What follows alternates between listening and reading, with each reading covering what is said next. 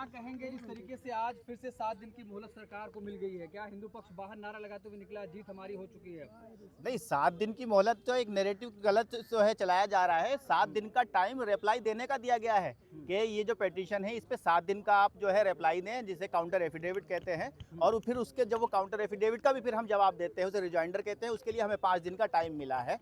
और 5 मई जो है वो डेट फिक्स की गई है। और बाकी जो चीज़ें हैं, जो सुप्रीम कोर्ट जिन चीज़ों पे स्टे लगाना चाहता था, उन चीज़ों को जो है भारत सरकार ने, यूनियन ऑफ इंडिया ने खुद ही कहा है कि वो हम चीज़ें तीनों जो है एक्सेप्ट करते हैं। ना तो कोई किसी भी वक्त की प्रॉपर्टी को हम डिनोटिफाई करेंगे, चाहे वो रजिस्टर्ड हो या फिर वक्त बाय यूज़र हो, और ना ही कोई हम जो है मेंबर अपॉइंट करेंगे बोर्ड के अंदर, और ना ही जो है कलेक्टर किस तरीके का कार्यवाही करेगा अभी, जब तक कि ये मामला कोर्ट के अंदर न्याय विचाराधीन है। तो रिलीफ कब तक ये रहेगी? क्या आगे भी असर बाकी रहेगा या फिर? देखिए, ये तो बाकी तब तक है जब तक फाइनल जजमेंट नहीं आ जाता है, सब तरफ से पक्षों को नहीं सुना जाता है, तब तक ये जो है जो रिलीफ कोर्ट ने दिया है वो बरकरार रहेगा।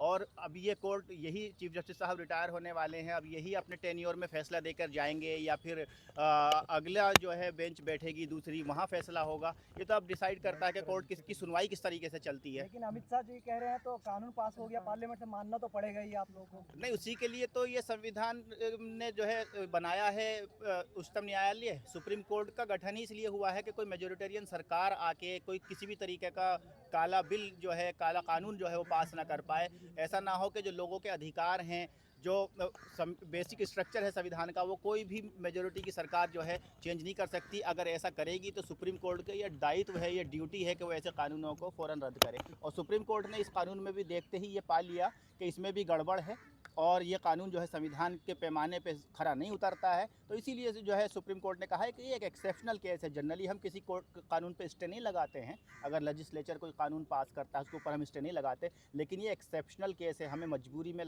करना पड़ेगा, स्टे लगाना पड़ेगा।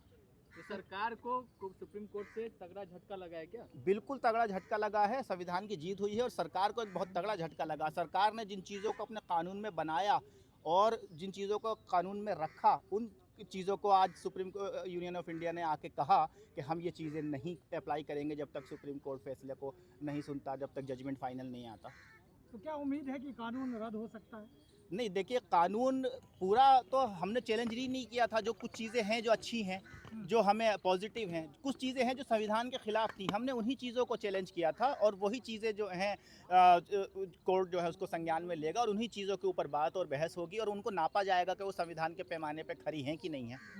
लेकिन तो संविधान के खिलाफ आपको कौन-कौन सी बातें लग रही हैं इसमें? वक्त के पक्ष में वो कह रहे हैं कि हमारी जीत हुई है।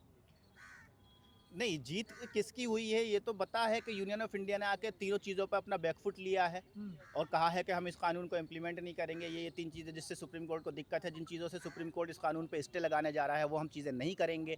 तो ये जीत तो हमारी है, ये डिमांड तो कोर्ट से हमारी थी और ये हमारी जीत, ये देश के लोगों की जीत है और ये देश के संविधान की जीत है। तो किन किन बातों पे आपको लग रहा है कि इस पे चेंजेस होना चाहिए, जो नया कानून बना है वक्त संशोधन कानून? देखिए, सबसे पहले तो वक्त बाय यूज़र जो है उसको लेकर का हमारी दिक्कत थी कि वक्त बाय यूज़र जो है वो रहना चाहिए। दूसरा चीज़, जो नॉन मुस्लिम को इंक्लूड करा जा रहा है बोर्ड के अंदर, प्रॉपर्टीज़ हमारी हैं तो मैनेजमेंट हमारा होना चाहिए as per article 26 of the constitution.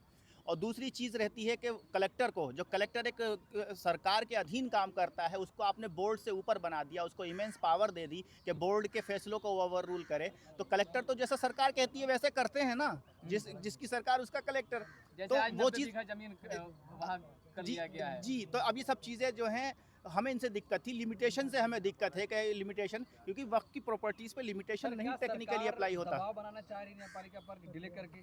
नहीं, सरकार ने तो कोई डिले नहीं की, ये तो बहुत अर्ली है। 1 हफ्ते का सिर्फ टाइम दिया गया है यूनियन ऑफ इंडिया को जवाब लाने का।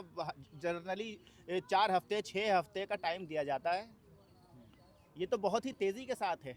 तो क्या अब स्टे बढ़ता चला जाएगा सर इस पे? नहीं, स्टे तो हो चुका, स्टे तो इस पे हो चुका। नहीं, 7 दिन बाद जैसे सुनवाई हो फिर आगे नहीं, स्टे तो ये तब तक है जब तक फाइनल जजमेंट नहीं आ रहा। ये तो 7 दिन का तो उनको काउंटर एफिडेविट फाइल करने का टाइम दिया है कि 7 दिन में आप अपना जवाब दाखिल करें सरकार रिटर्न में, और फिर उस रिटर्न जवाब का फिर हमें जवाब भी देना है 5 दिन का, उसके लिए टाइम मिला है। और 5 मई को फिर सुनवाई होगी। सॉलिसिटर जनरल तुषार मेहता तो कह रहे हैं कि रजिस्ट्रेशन तो करवाना पड़ेगा ना, अब कोई तो- जगह आपकी है तो रजिस्ट्रेशन तो होना चाहिए ना। तो सरकार ने, चीफ जस्टिस ऑफ इंडिया ने यही सवाल किया, रजिस्ट्रेशन कराना पड़ेगा। कोई प्रॉपर्टी 300 साल पहले, 400 साल पहले वक्फ हुई थी, उसका रजिस्ट्रेशन करने का प्रोसेस कैसे सरकार डिसाइड करेगी? वो प्रोसेस क्या होगा? कौन आदमी करेगा उस 400 साल पुराने मरे हुए आदमी का? पेपर क्या लाने होंगे? कैसे होगा?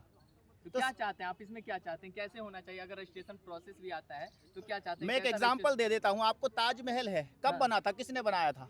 आजा। ठीक है, तो आज में हम कहते हैं कि चलिए रजिस्ट्रेशन कराइए आप ताजमहल का, तो कौन आके कराएगा? शाहजहां जिंदा है या उसका कोई वारिसान जिंदा है क्या? या वो है तो उसके पेपर क्या लाए जाएंगे? वो सेल डीड कहाँ है, वो वक्फ डीड कहाँ है? तो कैसे होगा? तो आपको दिख रहा है कि बना हुआ है ताजमहल और ये मुसलमानों की मिल्कियत है, तो वो बाई यूजर वक्फ है, यही है बाई यूजर। आपकी लेकिन ताजमहल के अंदर मुमताज बेगम है, क्या वो लिखेंगी? दब लगा। वही ना, वो तो सरकार बताए, अगर वो लिखवा सकती है तो लिखवा लाए, हमारे लिए अच्छी है, फिर बहुत सारी हिस्ट्री हमें सामने आ जाएगी।